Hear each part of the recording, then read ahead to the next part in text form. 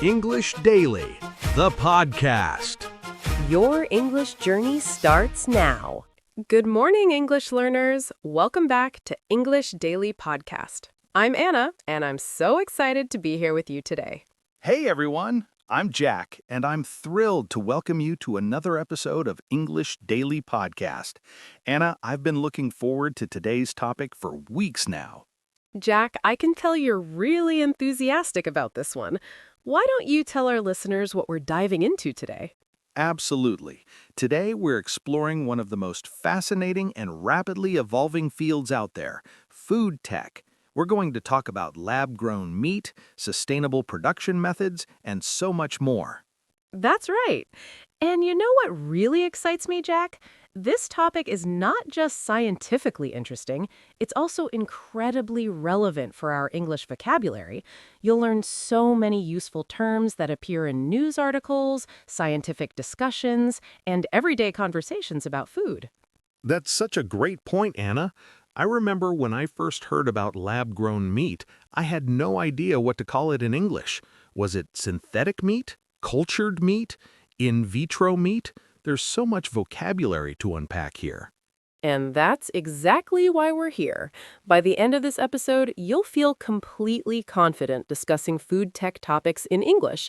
Plus, we'll sprinkle in some fun technical terms like blockchain transparency and sous vide. Trust me, you'll be using these words in no time. I love how you made that sound so easy, Anna, but I have to admit, when I first learned about sous vide, I thought it was some kind of secret code. Oh, Jack, you're so funny. Don't worry, we'll explain everything in detail. But first, let me ask you this. Have you ever tried any alternative protein sources like plant-based meat or anything like that? Actually, yes. I tried the famous plant-based burger a couple of years ago, and I was really impressed by how close it felt to real meat in terms of texture and taste. It got me thinking about the future of food and all these incredible technological advancements. That's awesome. And you know what's really fascinating? Those plant-based alternatives are just the beginning. There's so much more innovation happening in the food tech space. We're talking about lab-grown meat, vertical farming, precision fermentation. It's like science fiction becoming reality. Exactly. And I think what's really important is that we're not just talking about theoretical concepts here. These technologies are actually hitting the market now. People can actually buy and try some of these products. You're absolutely right, Jack. And that's why today's episode is so valuable. You'll learn vocabulary that you're likely to encounter in real life, whether you're reading news articles, watching documentaries, or having conversations with friends. This is practical English at its finest. Plus, Anna, I think our listeners will really appreciate how we break down complex topics into easy-to-understand explanations, right? Absolutely. That's our goal here at English Daily Podcast, making English learning accessible, enjoyable, and relevant. So let's get started, shall we?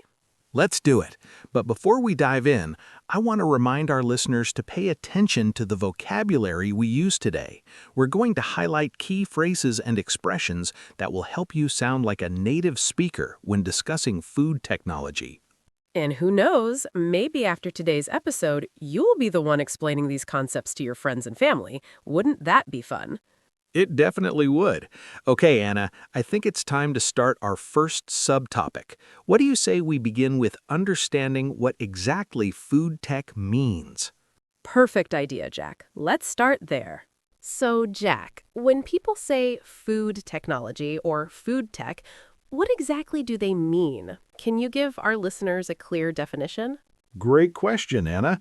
Food technology, or food tech, refers to the application of technology and scientific innovations to all aspects of food production, processing, distribution, and consumption. It's basically using modern technology to make food better, more sustainable, and more accessible. That's a wonderful explanation. And you know what I love about this definition? It encompasses so many different areas, from farming and production to packaging and delivery. It's a truly comprehensive field. Exactly. And that's what makes it so exciting. We're not just talking about one specific technology, we're talking about a whole ecosystem of innovations that are transforming how we grow, prepare, and eat food. Let me ask you this, Jack. What are some of the main areas within food tech that our listeners should know about? Well, there are several key areas. First, we have alternative proteins. That's things like plant-based meats, lab-grown meat, and insect protein. Then there's vertical farming, which is growing crops in stacked layers, often indoors. Precision fermentation is another big one. That's using microorganisms to produce specific ingredients. And let's not forget about food safety technologies, like blockchain transparency for tracking food provenance. Oh, I love that you mentioned blockchain transparency. We'll definitely dive deeper into that later. But for now, let's talk about why food tech matters so much. Why is this field getting so much attention recently? That's a really important question, Anna. I think there are several factors driving the growth of food tech. First, we have global challenges like climate change, population growth, and resource scarcity. Traditional agriculture is struggling to keep up with demand while also being environmentally sustainable. Plus, consumers are becoming more conscious about what they're eating. They want to know where their food comes from, how it's produced, and what impact it has on the planet. You're absolutely right, Jack. And it's not just about environmental concerns either. There are ethical considerations too. Animal welfare is a big issue for many people, and that's where innovations like lab-grown meat come in. That's such a valid point, Anna. And I think it's important for our listeners to understand that food tech isn't just about making things more efficient or profitable. It's about addressing real societal challenges and creating a more sustainable and ethical food system. And from an English learning perspective, Jack, this is fantastic vocabulary. Words and phrases like alternative proteins, vertical farming, precision fermentation, food provenance, and sustainable food system. These are terms you'll definitely encounter when reading about food tech in English. Absolutely. And I think what makes this even more valuable is that these terms aren't just relevant to food tech specifically. They're used in broader discussions about sustainability, technology, and ethics. So learning these words will help you in many different contexts. You know, Jack, I'm curious about your personal experience with food tech. Have you tried many of these innovative products, or is this mostly new territory for you? To be honest, Anna, I've been gradually exploring this space. Like I mentioned earlier, I tried plant-based burgers, and I've also experimented with some of the newer plant-based dairy alternatives. But I'll admit, I'm still learning. I haven't tried lab-grown meat yet, mainly because it hasn't been widely available in my area. How about you? Oh, I've been quite adventurous, Jack. I've tried plant-based meats, dairy alternatives, and even some insect protein products. My friends thought I was crazy when I brought home cricket protein bars, but you know what? They're actually quite tasty once you get used to them. Wow, Anna, I'm impressed. Cricket protein, huh? That's definitely outside my comfort zone. But you make a good point. Sometimes we have to be open-minded and try new things to discover what works for us. Exactly. And that's really the spirit of food tech, isn't it? It's about being open to new solutions and new ways of thinking about food. And honestly, that's also the spirit of language learning, being willing to try new things and step outside your comfort zone. That's such a great analogy, Anna. I love how you connected food tech with language learning. Both require curiosity, openness, and a willingness to experiment. And you know what else I find fascinating? The vocabulary itself is evolving so rapidly. New terms are being coined all the time as new technologies emerge. It's like a whole new language within English.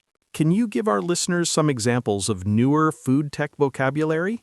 Absolutely. Terms like cellular agriculture, that's specifically about growing animal products from cells. Climate smart agriculture, farming practices that help mitigate climate change. Food miles, the distance food travels from production to consumer. And regenerative agriculture, farming that actively improves soil health and sequesters carbon. These are all terms you'll encounter in discussions about sustainable food. Those are really useful terms, Anna.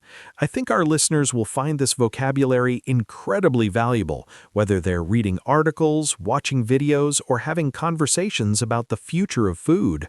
And the best part is that once you understand these core concepts and vocabulary, you'll be able to follow even more complex discussions in English. It's like building a foundation that opens up so many doors. Well said, Anna. I think we're ready to move on to our next subtopic now. Are you ready to dive into the fascinating world of lab-grown meat? I was born ready, Jack. Let's do it. So, Jack, let's talk about what I consider one of the most fascinating developments in food tech, lab-grown meat. Can you explain to our listeners what exactly lab-grown meat is? Of course, Anna. Lab-grown meat, which is also called cultivated meat, cultured meat, or cell-based meat, is real animal meat that's produced by growing animal cells in a controlled environment, rather than raising and slaughtering an entire animal. Basically, scientists take a small sample of animal cells, let's say from a cow, and then cultivate them in bioreactors, providing the nutrients they need to multiply and form muscle tissue. That's such an elegant explanation, Jack. And I think what really blows people's minds is that the end product is essentially identical to conventional meat. It's real meat, just produced differently. It's not a plant-based substitute. It's actual animal tissue grown outside the animal. That's exactly right, Anna. And I think that's what makes this technology so revolutionary. For people who want to reduce their consumption of animal products for ethical or environmental reasons, but who still want to eat meat, lab-grown meat offers a way to have the best of both worlds. Let me ask you this, Jack. What are the main benefits of lab-grown meat? Why is this technology generating so much excitement? Great question. There are several key benefits. First, environmental impact. Lab-grown meat requires significantly less land and water compared to traditional livestock farming, and it produces far fewer greenhouse gas emissions. Second, animal welfare. Since no animals need to be slaughtered for meat, this addresses ethical concerns about animal suffering. Third, food safety. Because production happens in controlled laboratory conditions, there's less risk of contamination from pathogens like Salmonella or E. coli. And fourth, it's actually more efficient. You can produce meat more quickly and with fewer resources. Those are all compelling benefits, Jack, but I know there are also challenges and criticisms. What are some of the main concerns people raise about lab-grown meat? You're right, Anna, and it's important to address these concerns openly. Some people are worried about the safety of consuming lab-grown meat, although scientific evidence so far suggests it's perfectly safe. Others have ethical concerns, even about this technology. They wonder if it's right to produce meat at all, even without killing animals. There are also economic challenges. Lab-grown meat is currently expensive to produce, though prices are dropping. And let's not forget about regulatory issues. Different countries have different rules about whether and how lab-grown meat can be sold. Plus, there's the yuck factor. Some people simply find the idea unappetizing, even if they understand the benefits. That's a really balanced overview, Jack. I think it's important for our listeners to understand that this is a complex topic with legitimate perspectives on all sides. Now, let me ask you about the vocabulary. What are some key English terms related to lab-grown meat that our listeners should know? I'm glad you asked. Here are some key terms. Cultivated meat. This is the industry-preferred term. Cell-based meat. Another common term emphasizing the technology. Bioreactor, the equipment used to grow cells. Cell culture, the process of growing cells outside their original environment. Animal-free, describing products that don't require animals. Slaughter-free, emphasizing the humane aspect. And precision fermentation, a related technology that uses microorganisms to produce specific proteins. Those are fantastic terms, Jack. And I think what's really helpful is that these words appear frequently in English language news articles and scientific papers. Our listeners will definitely encounter them. Absolutely. And you know what I find interesting, Anna? The vocabulary itself reflects how the industry is trying to position this technology. Terms like cultivated and slaughter-free are deliberately chosen to sound positive and appealing. That's a great observation, Jack. Language is so powerful in shaping how people perceive new technologies. Let me ask you another question. Do you think lab-grown meat will become mainstream in the near future? That's the million-dollar question, isn't it, Anna? I think we're heading in that direction, but it's hard to predict exactly when. Several companies have already received regulatory approval to sell lab-grown meat in Singapore and the United States, and many more countries are considering approval. Prices are dropping too. I remember reading that the first lab-grown burger cost over $300, but now companies are aiming for prices comparable to conventional meat within the next few years. That's incredible progress. From $300 to potentially affordable, that's amazing how quickly technology can advance when there's investment and demand. Exactly. And I think what's really interesting from an English learning perspective is watching how the discourse around this topic evolves. You'll see terms like clean meat, which emphasizes the purity of the product, and future meat, which frames it as the next evolution in food. The vocabulary is constantly developing. You know, Jack, I'm curious about your personal thoughts. Would you try lab-grown meat if it became widely available? That's a really interesting question, Anna. I think I would try it, definitely. I'm already open to plant-based alternatives, and if lab-grown meat offers the same taste and texture as conventional meat with better environmental and ethical credentials, why not? But I also understand that not everyone feels the same way, and that's okay. I think that's a very reasonable perspective, Jack. And you know what? I feel similarly. I'm definitely curious to try it, and I think the technology is exciting. But I also respect that everyone has their own journey when it comes to food choices. Absolutely, Anna. And I think what matters most is that we can have thoughtful conversations about these topics, and that requires knowing the right vocabulary in English.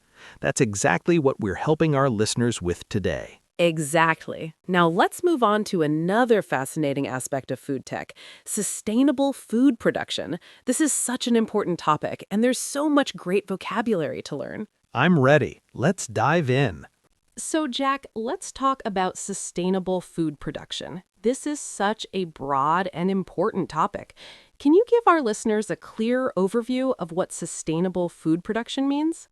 Absolutely, Anna. Sustainable food production refers to producing food in ways that meet current nutritional needs while also preserving natural resources and ecological balance for future generations. It's about producing food in a way that doesn't deplete soil, pollute water, contribute excessively to climate change, or harm biodiversity.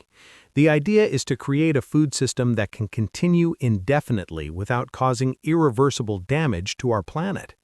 That's a comprehensive definition, Jack, and I love how it encompasses so many different considerations: environmental, social, and economic. It's really a holistic approach to food production. That's exactly right, Anna. And I think what's important to understand is that sustainability isn't just about one thing. It's about balancing multiple factors. For example, you might have a farming method that's environmentally sustainable but not economically viable for farmers, or vice versa. Finding that balance is really the key challenge. Can you give our listeners some of the main sustainable food production methods that our listeners should know about? There are several important methods and concepts. First, we have organic farming, which avoids synthetic pesticides and fertilizers. Then there's regenerative agriculture, which goes beyond sustainability to actively improve soil health and sequester carbon. Vertical farming, growing crops in stacked layers, often in urban environments, is another major one. Permaculture is a design system that mimics natural ecosystems. And precision agriculture uses technology like sensors and AI to optimize farming inputs and reduce waste. Those are such diverse approaches, Jack, and each one offers unique benefits and challenges. Now, let's get specific about why sustainable food production matters so much. What are the main drivers pushing this field forward? That's a great question, Anna. I think there are several interconnected drivers. Climate change is a huge factor. Agriculture contributes significantly to greenhouse gas emissions, and unsustainable practices are making the problem worse. Population growth is another concern. We'll need to feed more people with less available land and water. Resource depletion is also critical. We're using up soil health, freshwater reserves, and biodiversity at alarming rates. And finally, consumer demand is shifting. More people are asking questions about where their food comes from and how it's produced. You're absolutely right, Jack. These are all urgent challenges that require innovative solutions, and that's exactly where food tech comes in. It's providing the tools and technologies to address these issues. Exactly. And I think what's really exciting is that we're seeing so much innovation in this space. Companies and researchers are developing new technologies all the time, from AI-powered farming tools to breakthrough alternative proteins. Let me ask you about vocabulary again, Jack. What are some key English terms our listeners should know when discussing sustainable food production? I'm so glad you asked. Here are some essential terms. Carbon footprint, the total greenhouse gas emissions from producing something. Food miles, the distance food travels from production to consumer. Local sourcing, getting food from nearby producers.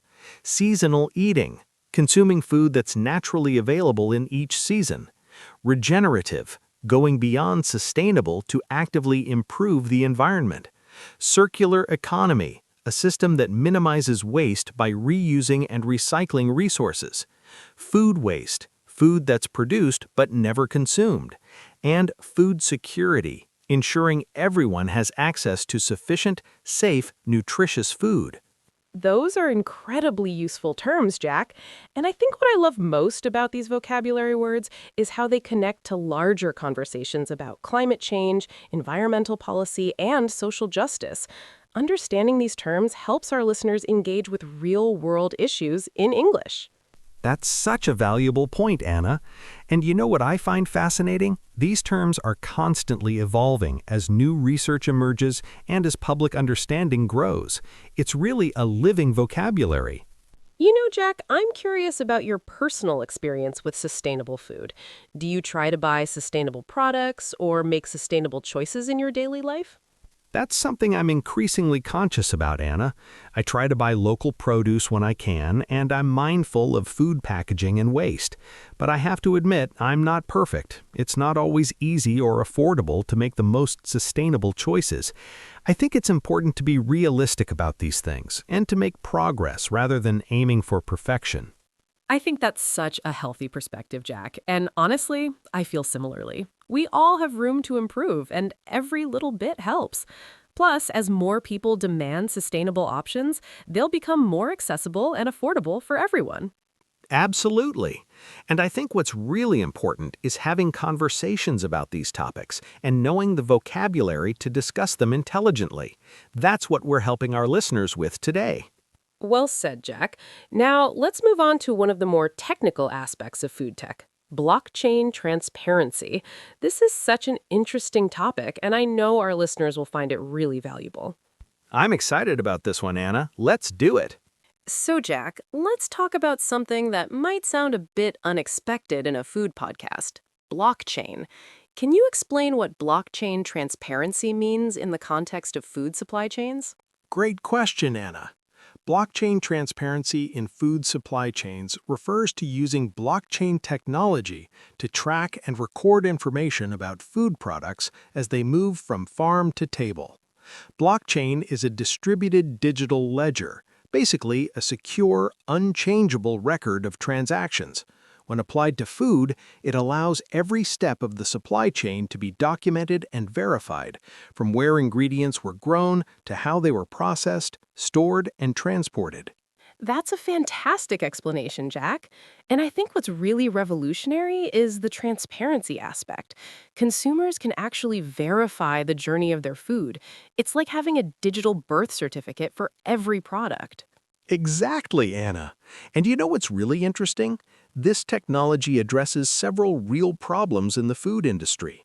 There's food fraud, where cheaper or lower quality ingredients are mislabeled as premium products. There are food safety issues. When outbreaks occur, it can be difficult to trace the source quickly. And there's a lack of information. Consumers often want to know more about where their food comes from and how it was produced, but the information simply isn't available. Those are all serious issues, Jack, and I love how blockchain technology offers solutions to each of these problems. Can you give our listeners some concrete examples of how blockchain is being used in food supply chains? Absolutely. There are several notable examples. One major retailer uses blockchain to track produce from farm to store, allowing customers to scan a QR code and see exactly where their food came from, when it was harvested, and how it was handled. Some coffee companies use blockchain to verify that beans are ethically sourced and that farmers are paid fairly. In the seafood industry, blockchain helps combat illegal fishing by tracking catches from ocean to plate. And there are even pilot programs for premium meat products, verifying that animals were raised in specific conditions. Those are such practical applications, Jack. It's really exciting to see how technology can solve real-world problems. Now, let me ask you about the benefits. Why is blockchain transparency so important for the food industry? There are several key benefits. First, improved food safety. When problems occur, sources can be identified much faster, reducing the scope of recalls and illness. Second, increased consumer trust. Transparency builds confidence in the products people buy. Third, better accountability. Companies know they can't hide problematic practices if everything is recorded. Fourth, premium pricing. Producers who invest in quality and sustainability can prove it and command higher prices. And fifth, sustainability verification.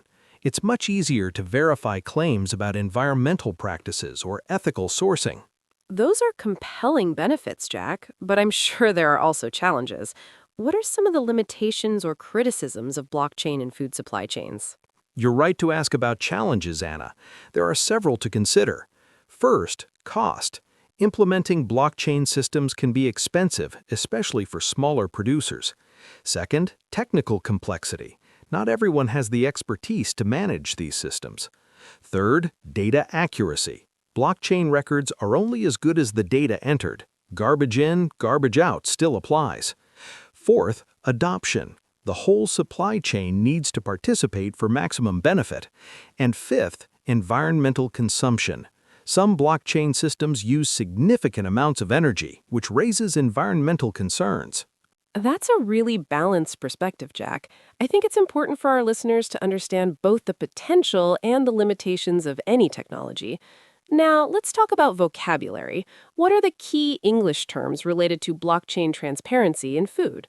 Here are the essential terms: blockchain, a distributed digital ledger; supply chain, the network of all people, organizations, resources, and activities involved in producing and selling a product; traceability, the ability to track a product's journey through every stage of production; provenance, the origin or source of something; smart contracts, self-executing contracts with terms directly written into code; QR code, a scannable code that links to digital information; food traceability, specifically tracking food products through the supply chain; and transparent supply chain, one where information is openly shared and verifiable.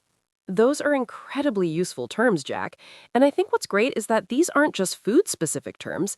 They're becoming important in many industries. Understanding blockchain vocabulary is valuable for so many contexts.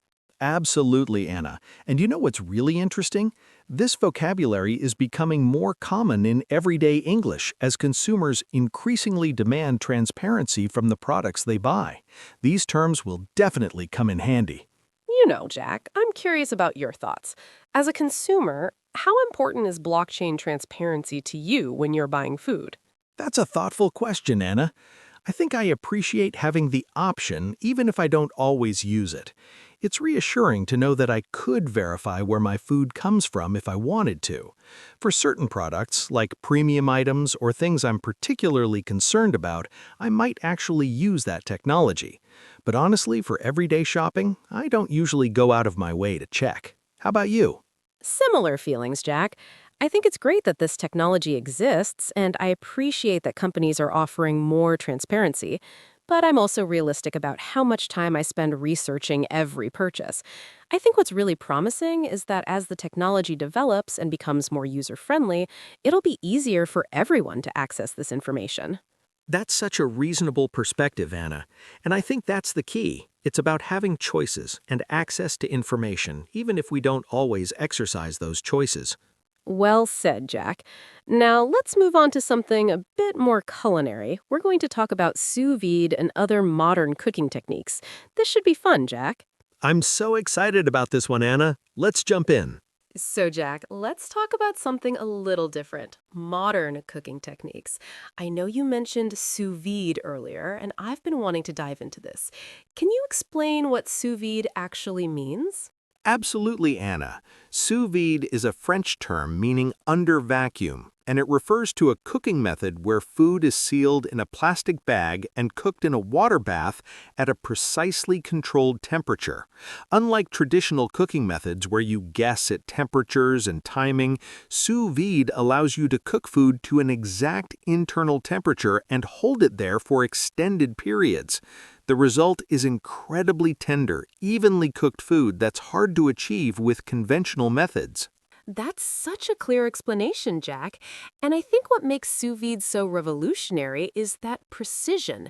You can cook a steak to exactly the temperature you want, medium rare throughout, for example, which is really difficult to achieve with traditional grilling or pan searing. That's exactly right, Anna. And you know what's really interesting? Sous vide has been used in professional kitchens for decades, but it's only recently become popular with home cooks thanks to more affordable and accessible equipment. What are some of the other benefits of sous vide cooking? There are several key benefits. First, precision. You can achieve exact doneness throughout the food. Second, convenience. You can set it and forget it. There's no need to monitor constantly. Third, moisture retention. Because food is sealed in a bag, it doesn't lose moisture during cooking. Fourth, flavor enhancement. You can add herbs, spices, and marinades directly to the bag and the flavors infuse more intensely. Fifth, safety. Because you cook at lower temperatures for longer times, you can pasteurize food safely. And sixth, consistency. Once you find a time and temperature that works, you can replicate perfect results every time. Those are such compelling benefits, Jack. I can see why this technique has become so popular. Now, let's talk about the vocabulary. What are the key English terms our listeners should know about sous vide and modern cooking techniques? Great question, Anna. Here are the essential terms. Sous vide, literally under vacuum in French. Precision cooking, cooking with exact temperature control. Immersion circulator, the device that heats and circulates water in sous vide cooking. Vacuum sealer, the machine that removes air from bags for sous vide. Temperature gradient, the variation in temperature within food during cooking. Reverse sear, a technique where food is slowly cooked first, then quickly seared at the end, and molecular gastronomy, the scientific study of the physical and chemical processes of cooking. Those are fantastic terms, Jack. And I think what's really interesting is how many of these terms have entered mainstream cooking vocabulary. Even people who don't do sous vide have probably heard of molecular gastronomy or reverse sear. That's so true, Anna. And you know what's fascinating? These techniques and terms often reflect broader trends in food, like the emphasis on precision, the fusion of science and cooking, and the desire for perfect, repeatable results. Let me ask you about other modern cooking techniques, Jack. What are some other innovative methods that food tech has brought to our kitchens? There are so many. There's sous vide, which we covered. Molecular gastronomy uses scientific principles to create innovative textures and presentations. Think spheres that burst in your mouth, or foams made from any ingredient. 3D food printing is exactly what it sounds like, creating food using 3D printing technology. High-pressure processing uses extreme pressure to kill pathogens while preserving freshness. Flash freezing quickly freezes food to prevent ice crystal formation. And smart ovens use AI and sensors to automatically adjust cooking parameters. It's amazing how many cooking technologies have evolved, Jack. From ancient methods like roasting over fire to precision cooking with sous vide. It's quite a journey. Isn't it? And I think what's really exciting is that these technologies aren't just for professional chefs anymore. Home cooks have access to so many tools and techniques that would have seemed impossible just a few decades ago. You know, Jack, I'm curious about your personal experience. Have you tried sous vide or other modern cooking techniques? I have tried sous vide, actually. I invested in an immersion circulator a couple of years ago, and I've experimented with steaks, chicken breasts, and even vegetables. The results have been impressive, though I have to admit I'm still learning. There's definitely a learning curve to understanding the right times and temperatures for different foods. How about you, Anna? Oh, I've definitely experimented, Jack. I'm a big fan of the precision cooking approach. There's something almost meditative about setting up the water bath and then waiting for the magic to happen. Plus, the results speak for themselves. The steak is always perfect. I love how enthusiastic you sound about it, Anna. I think that's really the key. Once you see the results, you become a believer. You're absolutely right. And you know what else I find interesting? These modern techniques often have really interesting vocabulary associated with them. It's like learning a whole new language of cooking. That's such a great point, Anna. And that's exactly why we're covering this, because this vocabulary is becoming more common in English language cooking shows, articles, and conversations. Our listeners will be well prepared to discuss these topics. Well said, Jack. Now, let's move on to our final subtopic, the future of food and ethical considerations. This is such an important discussion, and I know our listeners will find it really thought-provoking. I'm ready for this, Anna. Let's wrap up with a bang. So, Jack, we've covered a lot of ground today, from lab-grown meat to blockchain transparency to sous vide cooking. Let's zoom out and talk about the big picture. What do you think the future of food looks like? That's such a fascinating question, Anna. I think we're heading toward a future where food is more diverse, more personalized, and more technologically integrated than ever before. We'll likely see continued growth in alternative proteins, both plant-based and cell-based. Vertical farming could become common in urban areas, reducing food miles. Personalized nutrition, where food is tailored to your specific genetic makeup and health goals, could become mainstream. And technology will increasingly help us reduce waste and improve sustainability across the entire food system. That's such an exciting vision, Jack. And I love how it balances technological innovation with sustainability.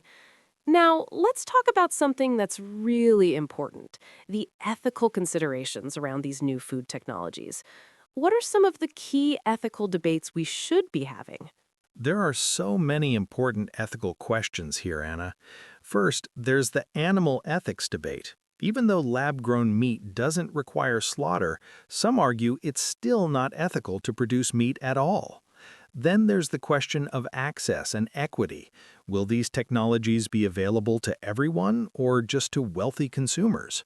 There's also environmental ethics to consider. Just because something is technically sustainable doesn't mean it's the right choice in all contexts. And there are cultural questions too. Some traditional foods and farming practices have cultural significance that shouldn't be dismissed in favor of technological solutions. Those are such important considerations, Jack. I think it's really crucial that we have these conversations as a society, rather than just accepting new technologies without question. And from an English learning perspective, these are exactly the kinds of discussions you'll encounter in news articles, academic papers, and thoughtful conversations. Absolutely, Anna. And I think what's really valuable is learning how to articulate these different perspectives in English. That's exactly what we're helping our listeners do today. Let me ask you about the vocabulary again, Jack. What are some key English terms for discussing the ethics of food technology? Here are the essential terms: ethics, moral principles that govern behavior; animal welfare, the treatment and well-being of animals; food justice, ensuring fair access to healthy food for all; food sovereignty, people's right to control their own food systems; ethical consumption, buying based on moral principles; sustainable development, development that meets present needs without compromising future generations; and intergenerational justice, fairness between different generations; and technological solutionism, the belief that technology can solve all problems. Those are incredibly important terms, Jack. And I think what's powerful is how these terms help us have more nuanced and sophisticated conversations about complex issues. Understanding this vocabulary is essential for engaging with these debates in English. Absolutely, Anna. And you know what I think is really important to remember? These technologies don't exist in a vacuum. They're part of larger social, economic, and political systems. Understanding the vocabulary helps us ask better questions and seek better answers. You know, Jack, I'm curious about your thoughts.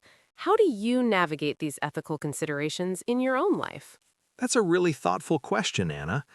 I try to be informed about where my food comes from and the impact of my choices, but I'm also realistic. I can't be perfect, and I don't expect myself to be. I think the key is to make conscious choices where you can, to stay informed and to support systems and companies that align with your values. And I think it's important to stay open to learning and evolving as new information becomes available. How about you? I think I approach it similarly, Jack. I try to make mindful choices, but I'm also aware that I have limited information and limited control. I think what's important is not to be paralyzed by perfectionism, but to keep learning and improving. And I think conversations like the one we're having today, where we explore these topics openly and honestly, are really valuable. I couldn't agree more, Anna. And I think that's really the spirit of this podcast, helping people learn and grow one conversation at a time.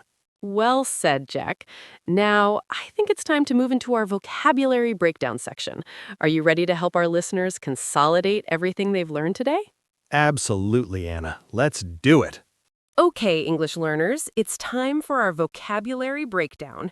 Jack and I have compiled a list of key phrases from today's episode that will help you sound like a native speaker when discussing food tech. That's right. Let's go through these one by one, Anna. I think our listeners will find this really helpful. Let's start with some terms related to food technology in general. Jack, what's our first vocabulary word? Our first term is food technology, often shortened to food tech. This refers to the application of technology to food production, processing, and distribution. Example sentence: food technology is revolutionizing how we think about sustainable eating. Great. Next. Great! Next, alternative proteins. This refers to protein sources other than traditional meat, including plant-based options, insect protein, and lab-grown meat. Example, alternative proteins are gaining popularity among environmentally conscious consumers. I love that one. What about terms related to lab-grown meat specifically? Cultivated meat, this is the preferred industry term for lab-grown meat, emphasizing that it's grown from cells rather than from a whole animal. Example, cultivated meat offers a slaughter-free alternative to traditional beef. That's such an important term. And what about cell-based meat? Cell-based meat is another common term that emphasizes the technology behind cultivated meat. Example, cell-based meat production requires specialized bioreactors to grow animal cells. Let's move on to sustainable production terms. What's next? Vertical farming. This is the practice of growing crops in stacked layers, often in controlled indoor environments. Example, vertical farming can produce crops year-round with minimal water usage. That's a really important term. And what about regenerative agriculture? Regenerative agriculture goes beyond sustainability to actively improve soil health and sequester carbon. Example, regenerative agriculture practices can help reverse climate change by capturing atmospheric carbon. That's such a powerful concept. Now, let's talk about blockchain and supply chain vocabulary. Blockchain transparency. This refers to using blockchain technology to create verifiable records of food products' journeys through the supply chain. Example, blockchain transparency allows consumers to verify the ethical sourcing of their coffee. And what about traceability? Traceability, the ability to track a product's history through every stage of production and distribution. Example, food traceability systems can identify contamination sources within hours. That's so important for food safety. Now let's cover some cooking technique vocabulary. Happy to do so, Anna. Sous-vide. This is a precision cooking method where food is sealed in a bag and cooked in a precisely controlled water bath. Example, sous-vide cooking allows you to achieve perfect doneness every time. That's our technical anchor term. And what about precision cooking? Precision cooking is a broader term for cooking methods that allow exact temperature and timing control. Example, precision cooking techniques like sous vide are becoming popular among home cooks. Let's finish with some ethical and future-oriented terms. Food ethics, the moral principles surrounding food production, distribution, and consumption. Example, food ethics is an increasingly important topic in discussions about sustainable development. And finally, food security. Food security, when all people have consistent access to sufficient, safe, nutritious food. Example, climate change poses a significant threat to global food security. Those are fantastic terms, Jack. I think our listeners now have an incredible vocabulary toolkit for discussing food tech in English. I completely agree, Anna. This vocabulary will serve them well in so many contexts, from reading news articles to having conversations with friends. Absolutely. Now let's move on to our reflection questions. These will help our listeners think more deeply about what they've learned today. I'm ready. Let's do it. Okay, English learners, now it's time for some reflection questions. These are designed to help you think more deeply about today's topic and practice using the vocabulary you've learned.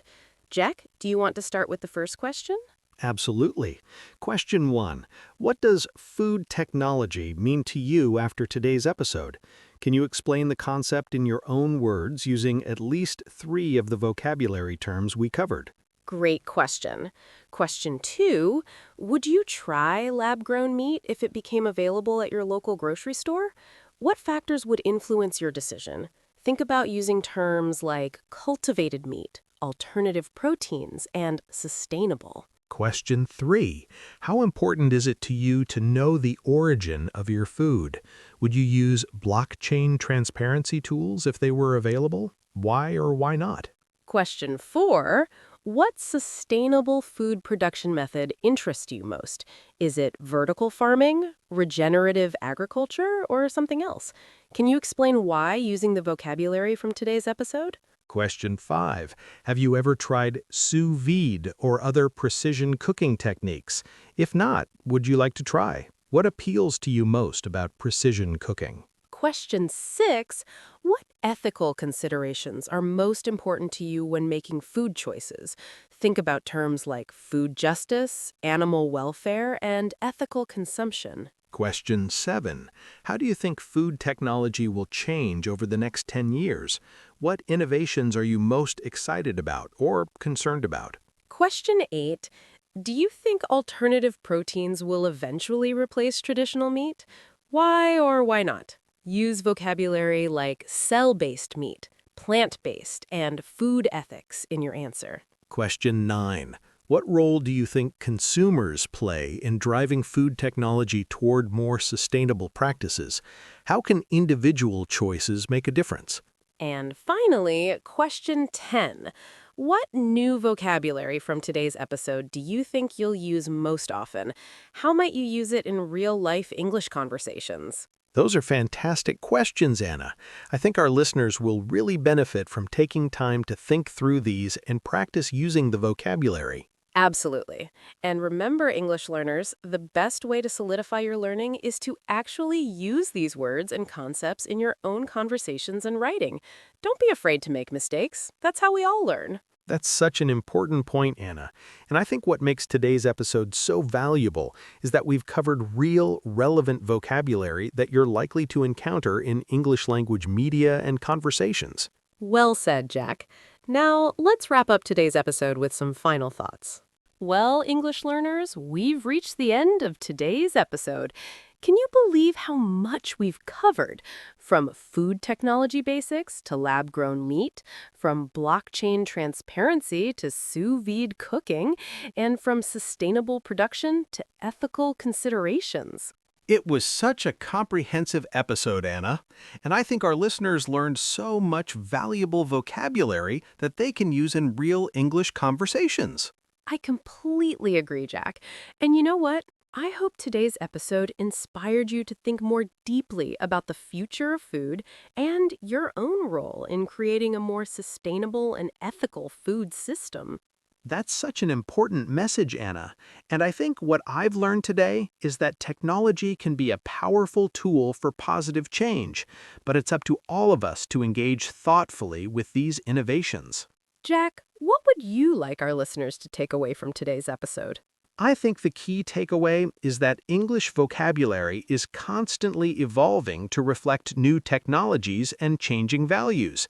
By learning these terms, our listeners are better prepared to engage with important conversations about the future of food. That's a wonderful takeaway. And I would add that learning vocabulary in context, like we did today, makes it so much more meaningful and memorable. Absolutely. And I think our listeners should feel proud of themselves for engaging with such a complex topic in English. This is real language learning in action. Well said. And remember, English Daily Podcast is here to support your learning journey. Keep practicing, keep exploring, and most importantly, keep having fun with English. That's the spirit, Anna. And before we go, I want to remind our listeners to check out our website for additional resources, transcripts, and practice activities. Yes, absolutely. And if you have any topics you'd like us to cover in future episodes, please let us know. We love hearing from our listeners. That's right. And don't forget to share this episode with friends who might be interested in food technology or English learning. Great idea, Jack. Sharing is caring. I love that, Anna. Well, I think it's time for us to say goodbye for now. Thank you so much for joining us today, English learners. We hope you enjoyed this episode and learned a lot. Until next time, keep practicing your English and exploring new topics. You've got this. Bye for now and see you on the next episode of English Daily Podcast. Take care, everyone. Happy learning. Your learning journey doesn't stop here. Keep improving your English. Click the next video or explore more episodes we've picked just for you. See you in the next lesson.